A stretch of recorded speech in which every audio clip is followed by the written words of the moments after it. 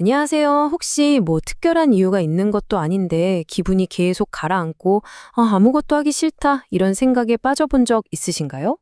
오늘은요, 나도 모르는 사이에 찾아올 수 있는 우울증의 초기 신호에 대해서 한번 자세히 들여다보려고 합니다.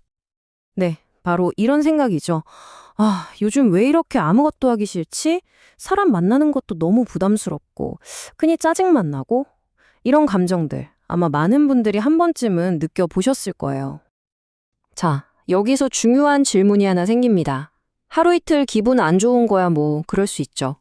근데 만약에 이런 상태가 몇 주씩 계속되고 내 일상생활에까지 영향을 준다면 어떨까요? 이게 과연 그냥 기분 탓일지 아니면 우리 몸이 보내는 좀 더 깊은 신호일지 바로 이 차이를 알아보는 게 오늘 이야기의 핵심입니다. 그럼 지금부터 그 차이를 아주 명확하게 한번 짚어볼게요. 우리가 흔히 말하는 우울한 기분이랑 우울증이 어떻게 다른 건지 한번 제대로 알아보겠습니다.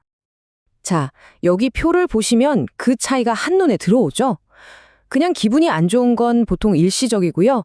뭐 때문에 기분이 나쁜지 원인이 있는 경우가 많잖아요. 하지만 우울증의 초기 신호는 몇 주 이상 아주 끈질기게 계속되고 뚜렷한 이유 없이 일상생활 전체를 흔들어 넣는다는 점에서 근본적인 차이가 있는 겁니다. 여기서 정말 중요한 게 뭐냐면요. 우울증을 의지가 약해서 생기는 문제로 보면 절대 안 된다는 거예요. 이건 뇌의 화학적인 균형이 깨져서 나타나는 치료가 가능한 질환으로 이해해야 합니다. 의학적인 문제라는 거죠. 자, 그렇다면 우리 뇌는 대체 어떤 신호를 보내는 걸까요? 지금부터 우울증 초기에 나타날 수 있는 5가지 핵심 신호를 하나씩 살펴볼 건데요. 이건 우리의 결점이 아니라 우리 몸이 보내는 아주 중요한 메시지라고 생각하고 들어주세요. 자, 그럼 첫 번째 신호부터 한번 살펴볼까요? 그 첫 번째는 바로 이유를 알 수 없는 무기력감과 피로감입니다. 마치 스마트폰 배터리가 완전히 방전된 것처럼 에너지가 하나도 없고요. 어제 푹 잔 것 같은데도 아침에 일어나는 게 천근만근이죠. 평소에 그냥 쉽게 하던 일조차 엄청나게 큰 산처럼 느껴진다면 이게 바로 첫 번째 신호일 수 있습니다. 근데 여기서 진짜 중요한 건 이게 절대 게으름의 문제가 아니라는 거예요. 이건 우리 뇌에서 의욕을 담당하는 도파민이나 행복 호르몬이라고 불리는 세로토닌 같은 화학물질이 부족해지면서 나타나는 아주 자연스러운 신체 반응인 거죠. 두 번째 신호는요, 우리의 잠과 아주 직접적인 관련이 있습니다. 바로 수면 패턴에 눈에 띄는 변화가 생기는 건데요. 밤에 잠들기 너무 어렵거나 자다가 몇 번씩 깨는 불면증을 겪기도 하고요. 또 반대로 하루 종일 잠에 취해 있는 과다 수면 형태로 나타나기도 해요. 중요한 건 어떤 쪽이든 잠을 자도 개운하지가 않고 피로가 전혀 풀리지 않는다는 공통점이 있다는 겁니다.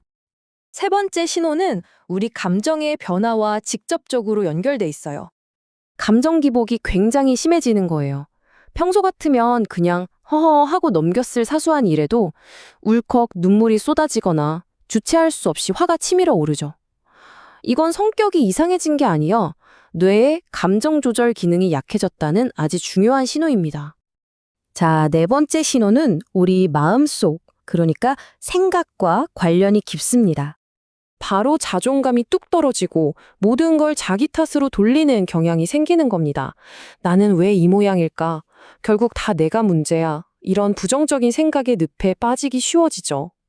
우울증은 이렇게 우리의 생각에 부정적인 필터를 씌워서 현실을 실제보다 훨씬 더 어둡게 보게 만듭니다.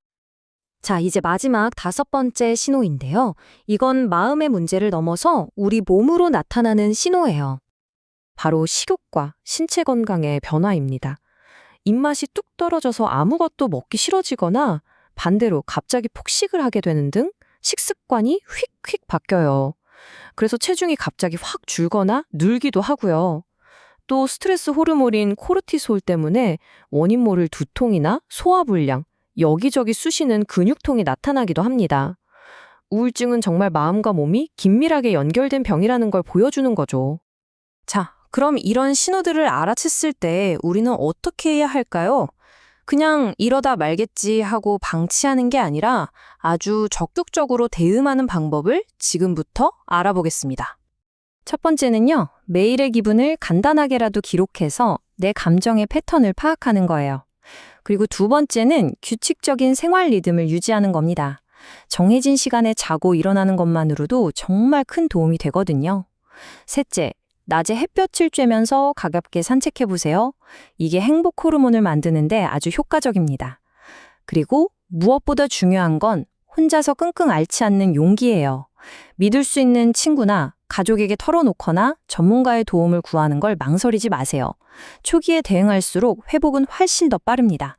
자, 이제 마무리를 해볼 시간인데요. 오늘 내용에서 가장 중요한 메시지 다시 한번 짚어드릴게요. 우울증에 대한 가장 큰 오해가 바로 이거죠. 마음이 약해서 그런 거다. 하지만 진실은 완전히 다릅니다. 여기 보시는 것처럼 이건 뇌의 균형이 잠시 흐트러진 상태일 뿐이고 얼마든지 치료가 가능한 질환이라는 거 꼭 기억해 주세요. 결국 가장 중요한 건 우리 몸과 마음이 보내는 신호를 무시하지 않는 거예요. 아, 지금 나에게 돌봄이 필요하구나 하고 알아차려주는 것.